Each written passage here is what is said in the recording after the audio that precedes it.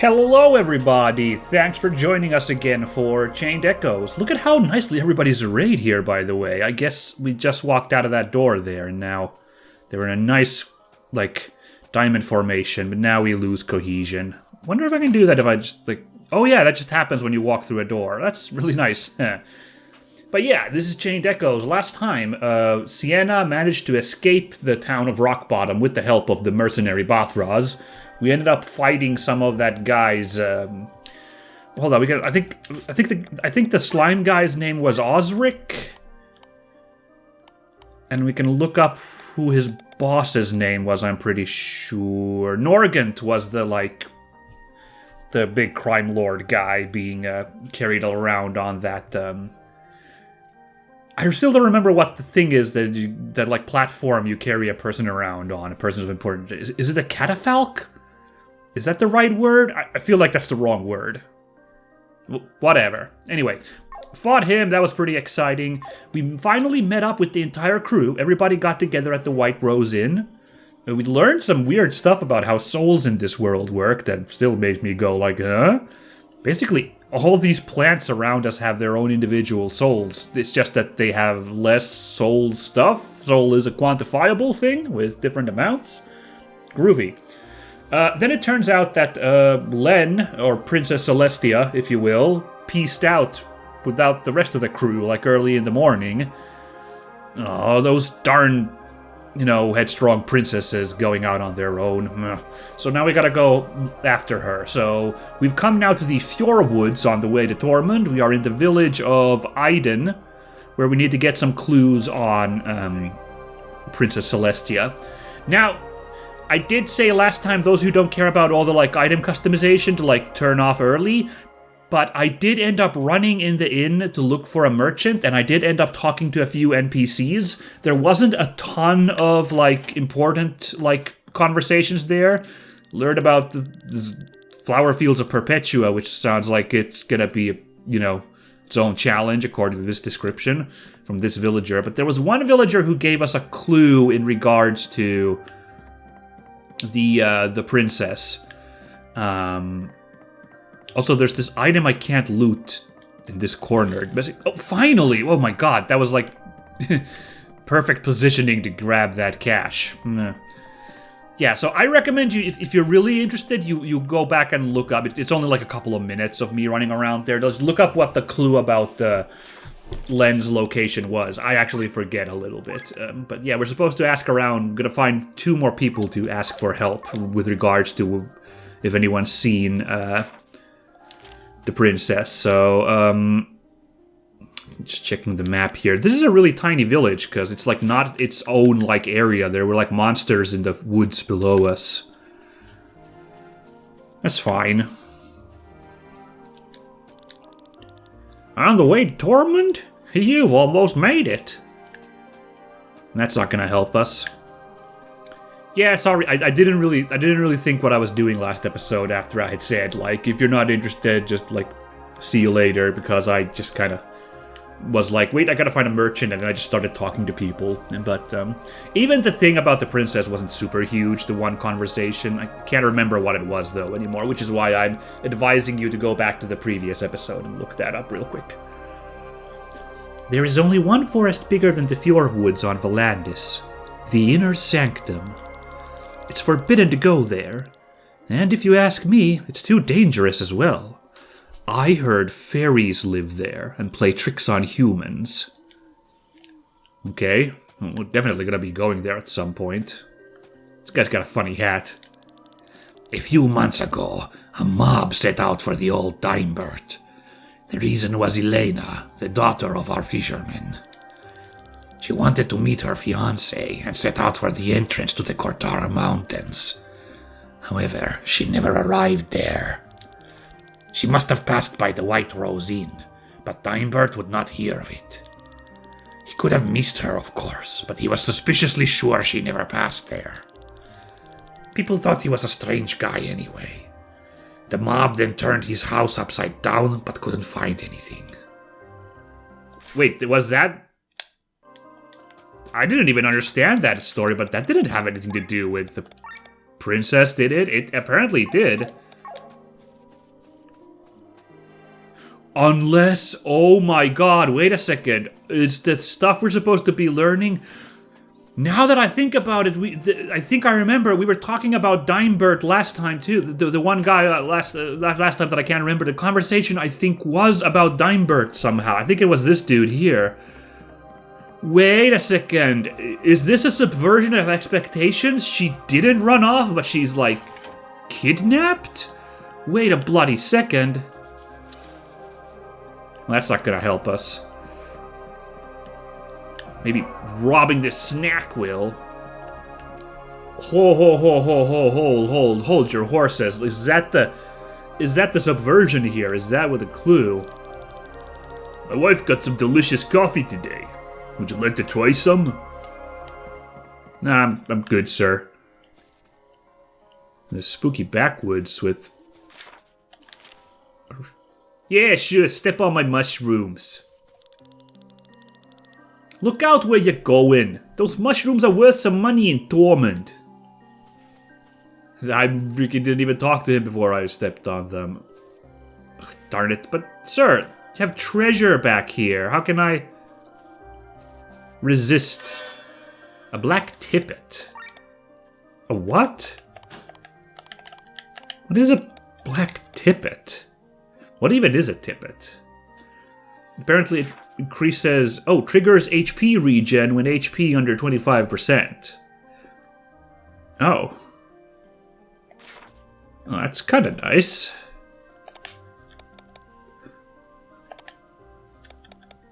What was the accessory that he had? A comfy scarf? Immune against silence.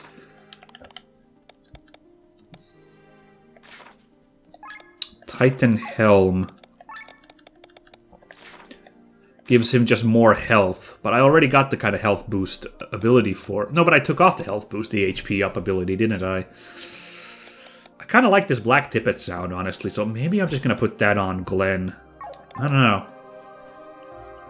know. Sorry, man. I just really needed the treasure over there. This guy is... Oh, jeez. This poor dude. His mushroom business. I think I did a good job not trampling those mushrooms, but... I wonder if there was, like, a path to avoid the mushrooms there. It kind of looked to me like there wasn't, but... What is this thing? Oh, it's some kind of tiny little doggy. Okay. A hard time telling exactly what, but...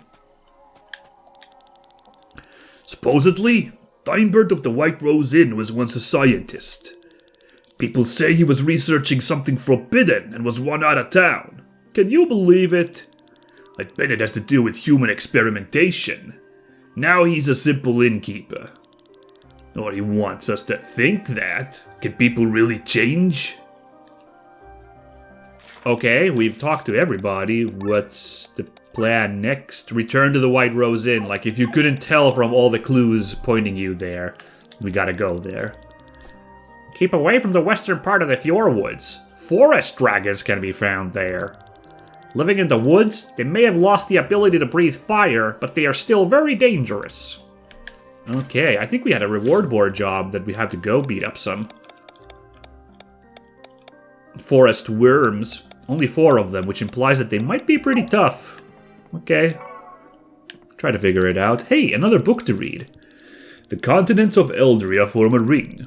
If you look at them in the form of a clock, from 1 to 4 o'clock, you will find the continent of Wappen, the largest of the continents. Here, not only the Free Cities share the landscape, but also the Arnsreich, the Republic of Dorver, and the city-state of Vati. In the far north, where the climate is harsh, live the High Brothers. Okay, so that's, yeah. It's east to northeast. This land of vast plains changes to the south into the largest mountain range in Eldria, Ramunda, before heading southwest to the temperate plains and southeast to the wild jungles of Vati. Continuing to follow the clock hand, between 4 and 7 o'clock, that would be rather south-southeast, you will find the elongated continent of Do. Due to old documents of drunken sailors, the continent has long been wrongly classified as a chain of islands. Here the Suna and Hana populations live in an eternal war, which was already instigated before the War of the Thousand Kingdoms. The peace treaty at the end of the Fifth Era, which was forced upon them, did not change much. Wow, that sounds even worse than what we're dealing here in Valandis, right? Because, like... damn. Eternal War. Ugh. Between 7 and 9 o'clock lies the continent of Brandion, which has been completely ruled by the Galtina Empire since time immemorial. Unfortunately, there is not much left of either the Empire nor the continent itself, as they were completely devoured by the fungus. Jeez, this, like, world building, right? This, I don't know if this is, like, you know, like, really, like, rich world building, if you want to say, because I feel like this is a little bit of just making up stuff. But as a longtime tabletop RPG fan, where you have to, like, kind of make settings, you know, published settings have to have, like, a lot of hooks and a lot of, like, kind of vague stuff left for the, you know, the dungeon master to make up their own stuff. I kind of love, like, these, like, tiny lore tidbits to, like, fill up the world and make you kind of imagine what's going on. Like, this sounds crazy, this continent, right? But, like, yeah, I don't know if Matthias Linda was, like, he's got, like, a huge map at home with all of these continents meticulously plotted out, and he's got, like, a timeline written up for all these places, and he's just got everything thought out, or if he was just, like, making up all the like, stuff that doesn't relate to, this game right here, you know, maybe in hopes of, like, getting explored in a sequel, but, like, you know, maybe not, like, a ton of thought being put into them, but either or, I love this. Like, I think it's good fun. I dig it. Between 9 and 11 lies Jadar, which is dominated by the Doma Desert. Here lies the Empire of Revolution to the south and Nabrilia to the north. At 12 o'clock we find our beautiful home, Valandis. Too big to call it an island, too small for a continent. Finally, the island of Miranda exists in the middle of the ring. This ends the tour around our known world. Outside of the continents lie the ring seas, and what is outside of them nobody knows. Only the rock mass Pangaea in the north was discovered beyond the ring seas. But except for the coast where the mighty Baki live, nothing is known about this place. God damn, that was exciting stuff. Where can we get the, like... hold on, the world map isn't... oh, man. There's the world map. So this is Valandis.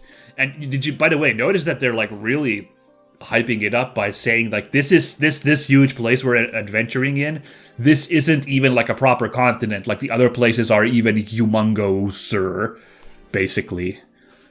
By the way, we've gone far north. I didn't realize we've made this much time, like, good time. I could swear Farnsport was fairly much to the south. We've, like, crossed Valandis in our journeys across Cortara. Huh. Okay. Well, that was a delightful lore moment. Oh. I have a very bad feeling about this. This Steinbert.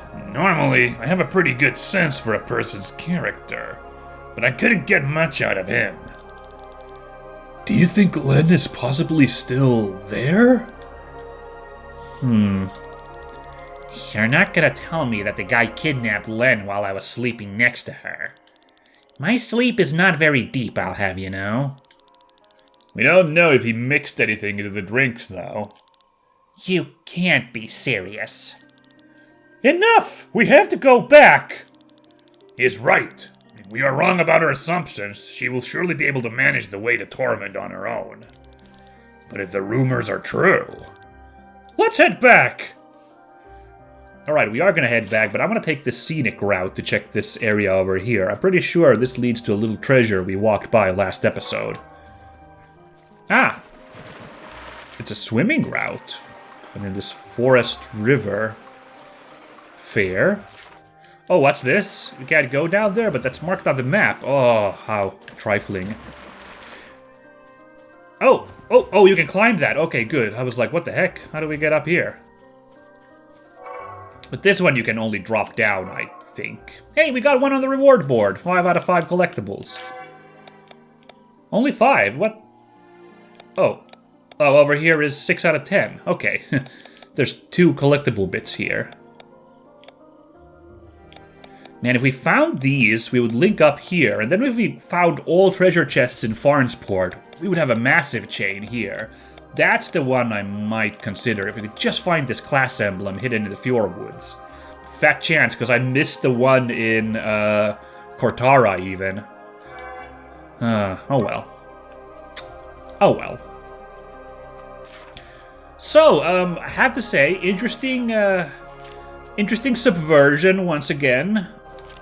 I'm kinda, like, excited by this, because, like, my brain went to, like, you know, again, the rebellious princess archetype, like, having to go off on her own, you know, and you know, trying to solve problems on her own, right?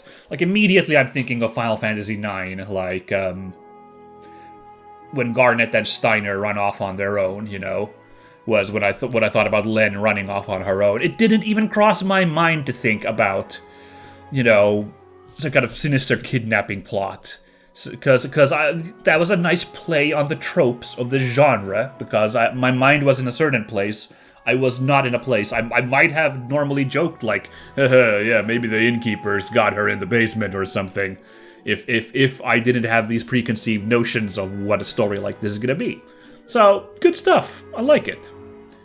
Although I'm not going to enjoy if this really is like a creepy kidnapping human experimentation plot. That's going to be a little yikes. Dimebert. Yeah, hold on. Did I just see him walking there? Was that the clue? Is there like a hidden thing back here? There is a hidden thing back here. I'm glad I was paying attention while rambling. This music's uncomfortable. Say Dimebert is a bad guy and we have to kill him or beat him up or, you know, imprison him or something. What about his daughter, then? What do we do about that? What is this place? Are these cells? We need to find Lenne fast!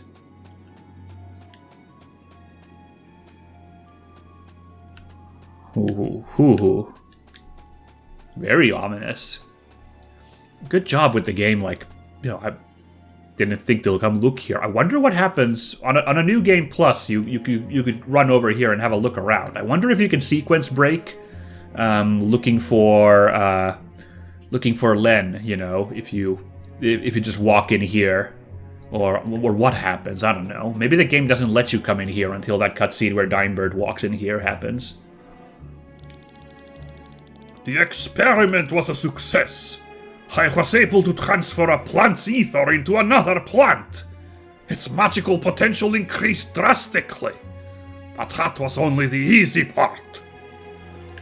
Okay, that's that's what he's doing then?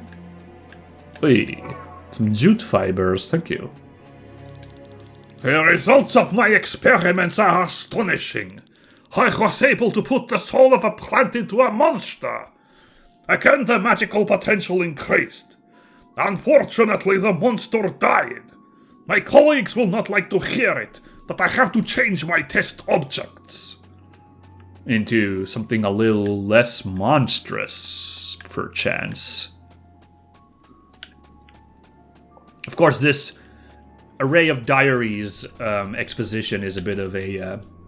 some would say discredited storytelling method. I don't hate it, but yeah, it's not super elegant. The Court of Ethics has banned me from Dortmund. Wage war for over a century, but cry foul when a few lives are lost. Without human experimentation, I won't be able to get any results. Uh-oh. That's pretty much a smoking gun, huh?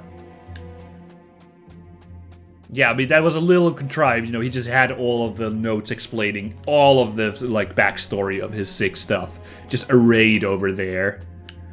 Anyway, here's these screaming murder plants, right? Ugh. My clumsy party members had to... Oh, but then I've screwed up too.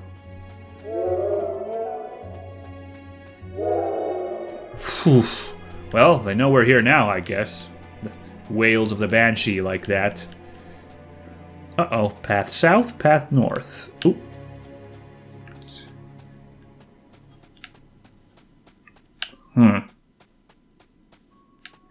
Okay, I'm getting tossed and turned around here a little bit. Aha, okay, yeah, never mind. Let's have a look here. Progress! The human test subjects increased their magic abilities immensely. But similar to the monsters, no one survived the experiments. However, I succeeded multiple times in embedding the human souls into plants. They survived the procedure and are blooming in white splendor throughout my garden. Oh, what? Those are former humans, all those plants blooming in his garden? By the way, now this is more sinister. When he took us outside to show him the, like, screaming plants, maybe that wasn't the scream of a plant, the one that we originally heard, right? Maybe he was just conveniently covering up for some actual human screaming. Yeah?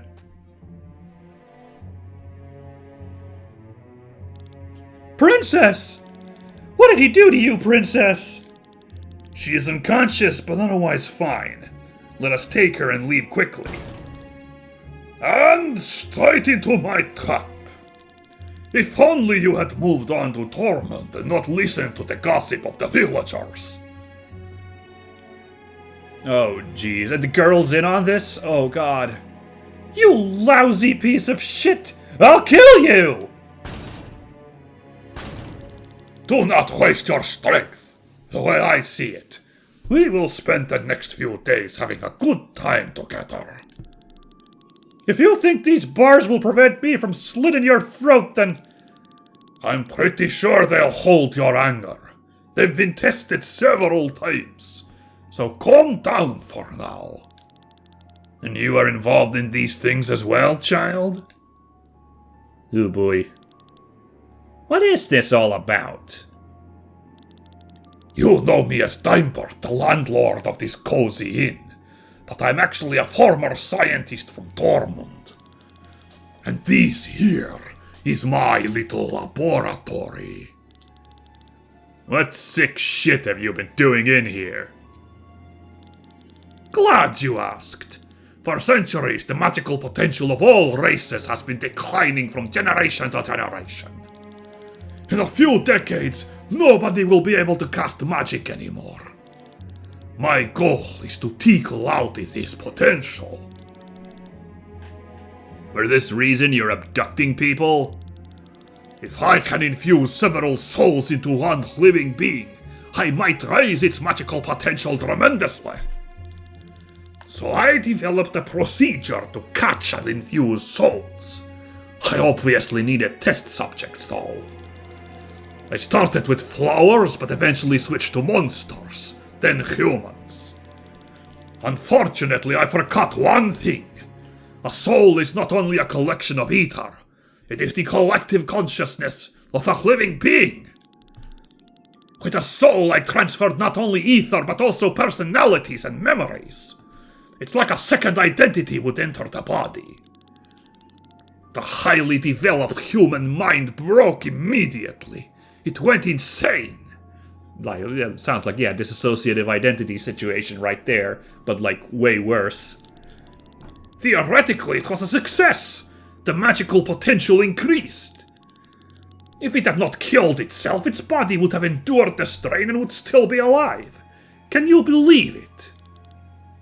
You did this. Lenne, you're awake! I already thought their screams sounded differently. The Weeping Marys in your garden, are they? Human souls I infused into flowers. Only some of them, I must add. The ether makes them bloom even prettier. You're mad! A fully developed human mind that can see, hear, and feel. Trapped inside a flower. Deprived of everything. Nobody noticed the disappearance of so many people? Most people here are travelers whose homes are far away. And the Cortara Mountains are not considered very safe. This is the same scheme as the freaking... the permit writing guy. He is also like, nobody cares if someone dies in Cortara. Oh man, everyone's just playing this freaking mountain trail. Good lord, it's so unsafe traveling here. If once a month a person disappeared, no one would think anything of it. But I must confess, maybe I overdid it a bit. The people of Aiden got suspicious. Alright, thanks for answering my questions. In retrospect, I shouldn't have asked, so let's stop it here. You'll pay now. And how will you do this?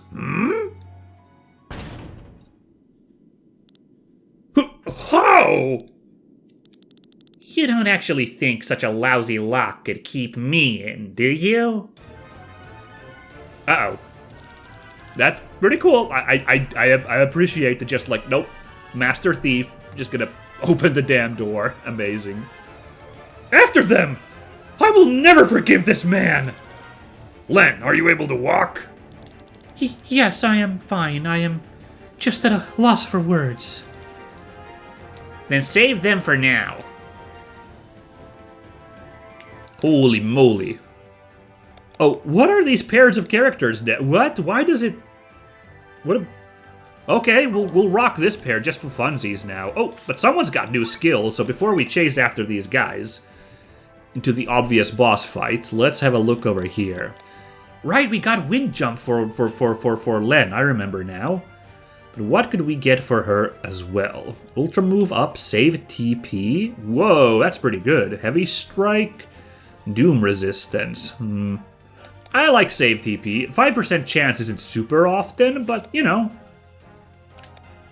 sometimes you'll get it.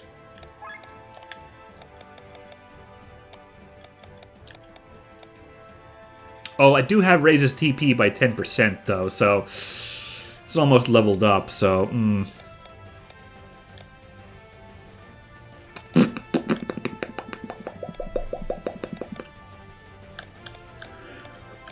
maybe, I don't know, wind resistance, swap that. Very TP focused, this character build now. I think that's fine. Anyway, let's go. Oop. It's just a reminder he's over there. Oh, he pulled the switch, but unfortunately... Damn!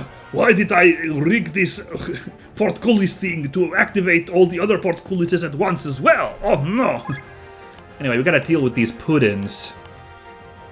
Strengths, weaknesses. Okay. Oh boy, so they look a lot like Flans, if you will, a Final Fantasy enemy. I'm wondering if they work at all similar. At least their defenses don't seem to be crazy high, so... I think we can work here. Oh.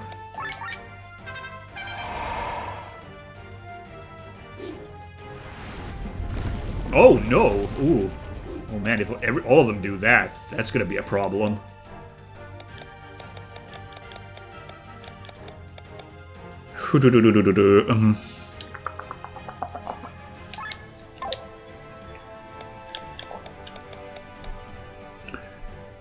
Yeah, let's just poison shot. I don't know why I was blanking for a minute there. Oh, Jesus. This move's very powerful. Oh, God. Okay. Let's drop a heal all. Hope we can survive one attack from that. Yes, we can.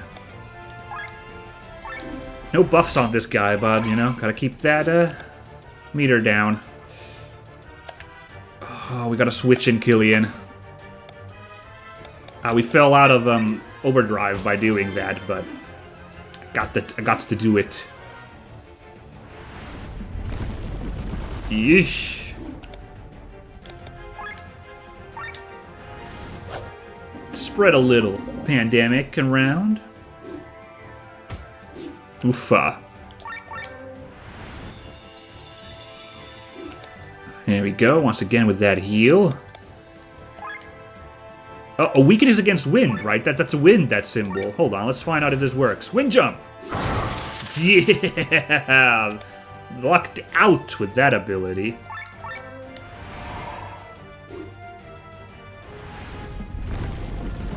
Oofa. Oisha.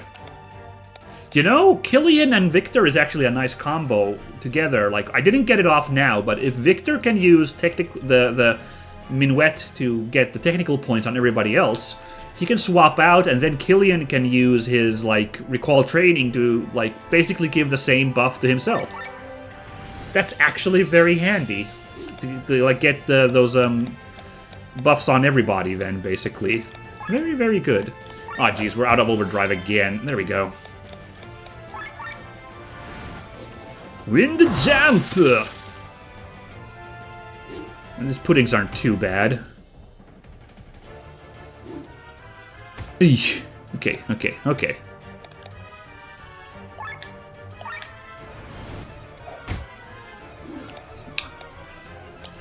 Should probably just use an ultra move. Why don't I use like an ultra move right now, actually? Take these guys out. Or hope this takes these guys out. It did, in fact. That's a lot of damage. I gotta remember to use that more often. Good stuff.